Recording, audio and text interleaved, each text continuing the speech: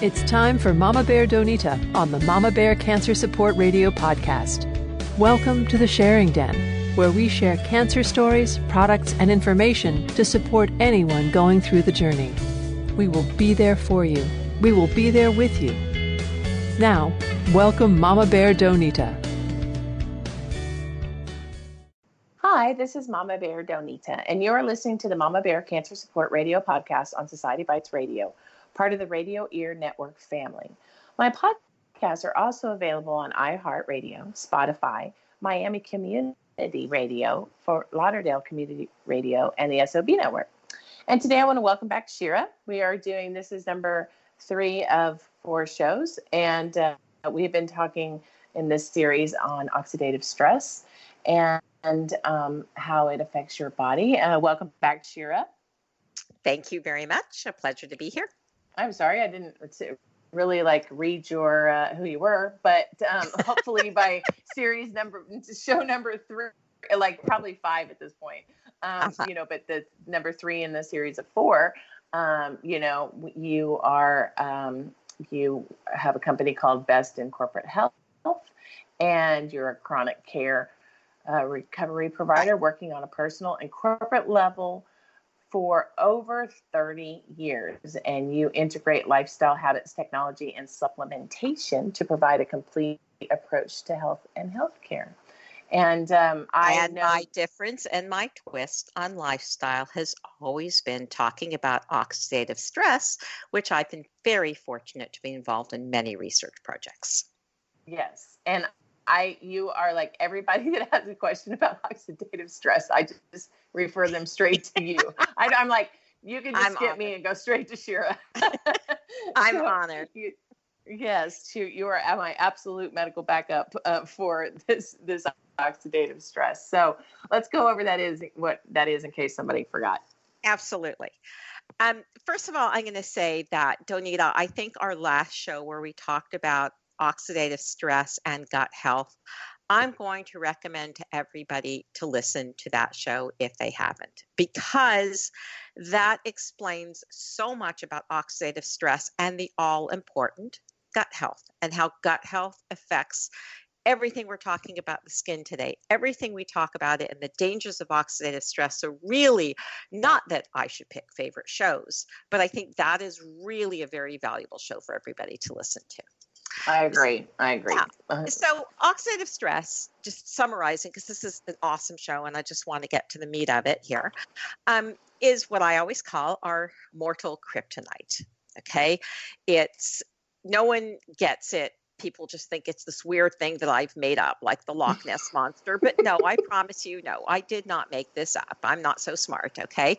And it's an imbalance of molecules in our body where they're short an electron and they go and try and steal an electron from another molecule to stabilize themselves. But what's important to know is, yes, that electron thievery can make us very sick because oxidative stress can lead to inflammation, chronic inflammation, which we know, as Harvard says, inflammation is the unifying link between all diseases. So whether we're talking diabetes or depression, Alzheimer's, arthritis, cancers, heart disease, macular degeneration, skin issues, as we're talking about today, everything, its inflammation is at the root, and we have to be able to control oxidative stress.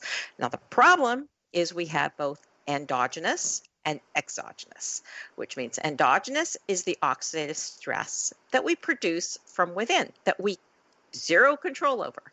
We exercise a lot. Exercise is good for us. Well, guess what? If we don't deal with the oxidative stress produced by our mitochondria from producing the ATP, the energy, then we're going to raise our oxidative stress level. So maybe we got to look at our exercise and what we're doing. Are we doing our cool downs?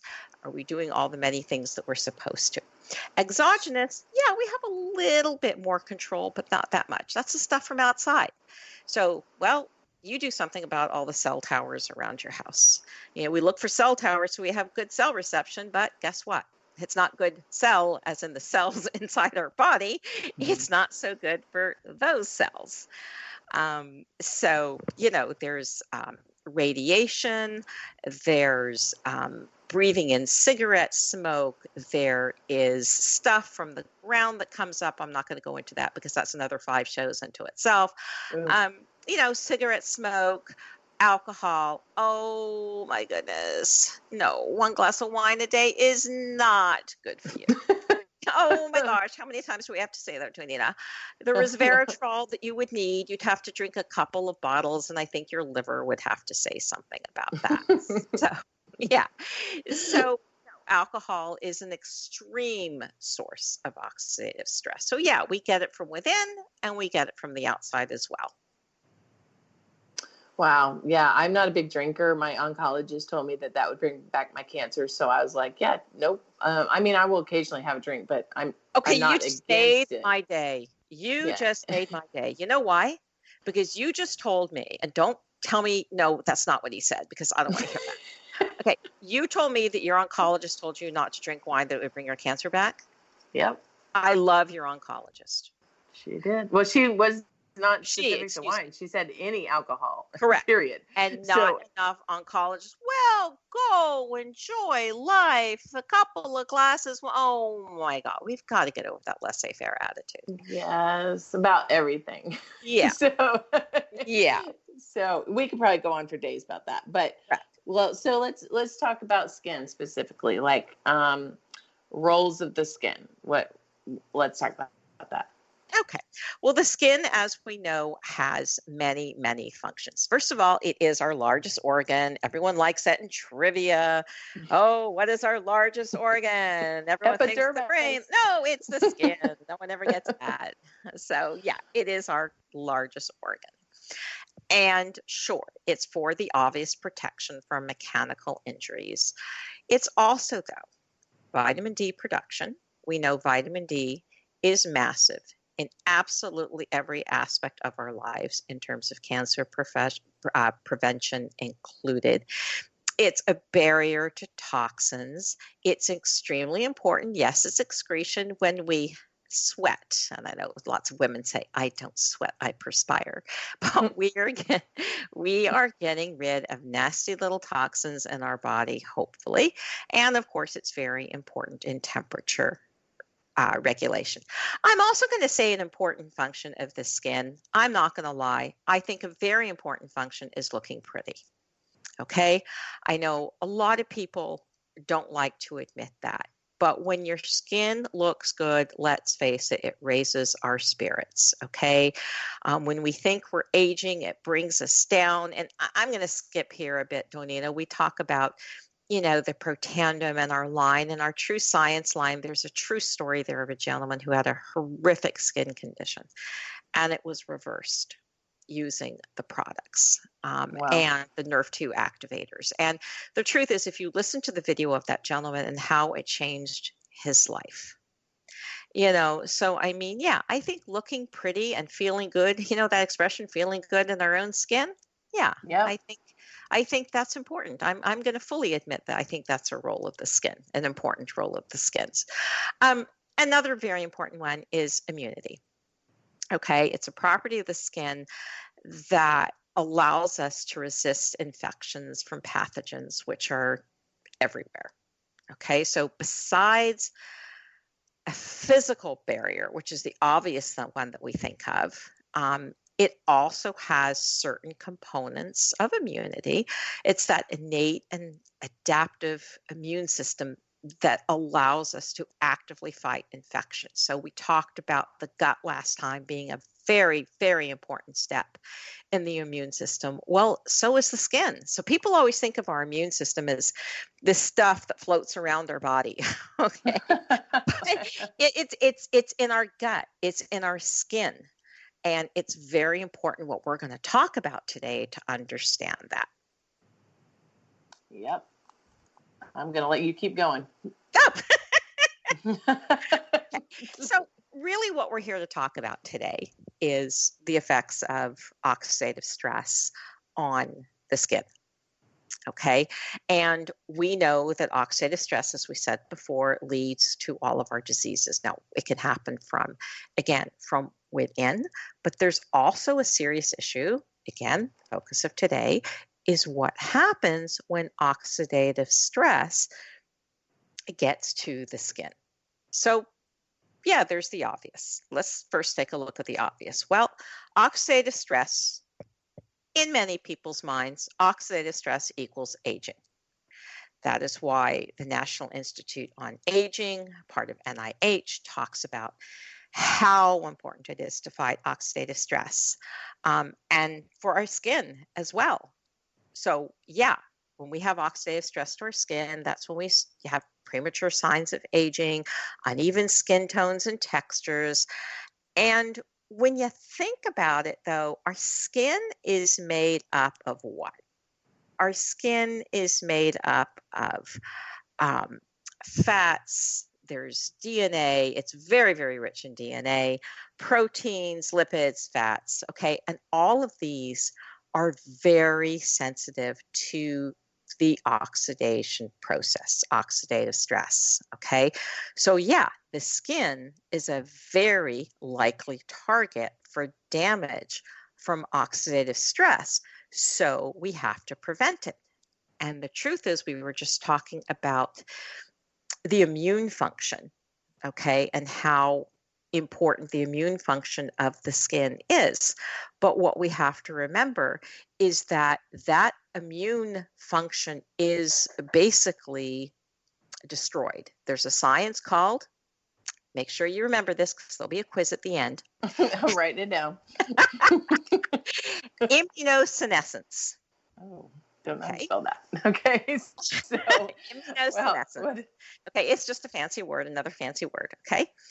And aging is known to affect immune function. That is basically the science of immunosenescence.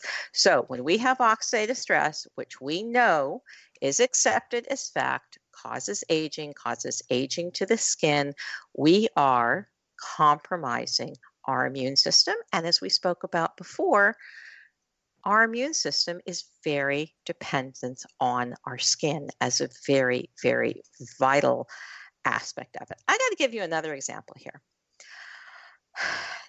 You know, how many people do you see using caustic chemicals? Okay.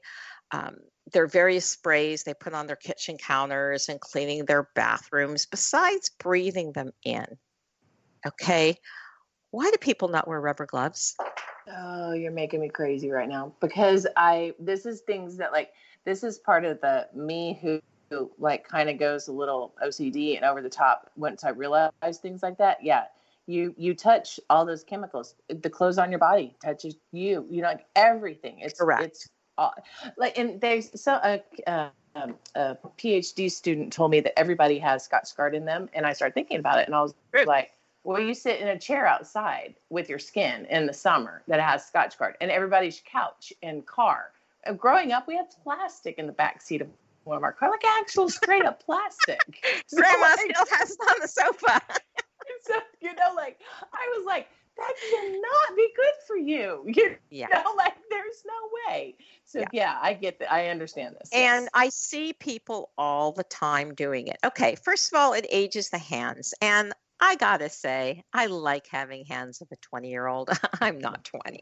Okay, but I like that. It's nice. Okay, but the truth is more than the aesthetics. Okay, and the way it feels. We should not be touching those substances. So people say, well, I'm not going to swallow it. Well, no, you're not going to swallow it, but you're ingesting it just the same by touching it with your skin. Okay, well, and I have a rather question. than breathe it in. Have a well-ventilated room. I'm sorry, go on.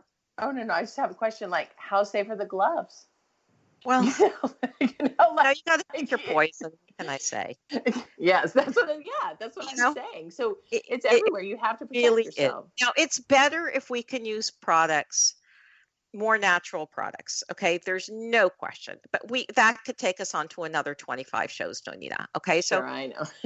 much better if people chose products such as that. There's no question. But what we've got to remember underneath it all is, why do we clean? Oh, for germs. Yeah. Right. Mm-hmm. So if we're cleaning for our health, besides we're neat freaks such as myself, but if we're cleaning for I like to try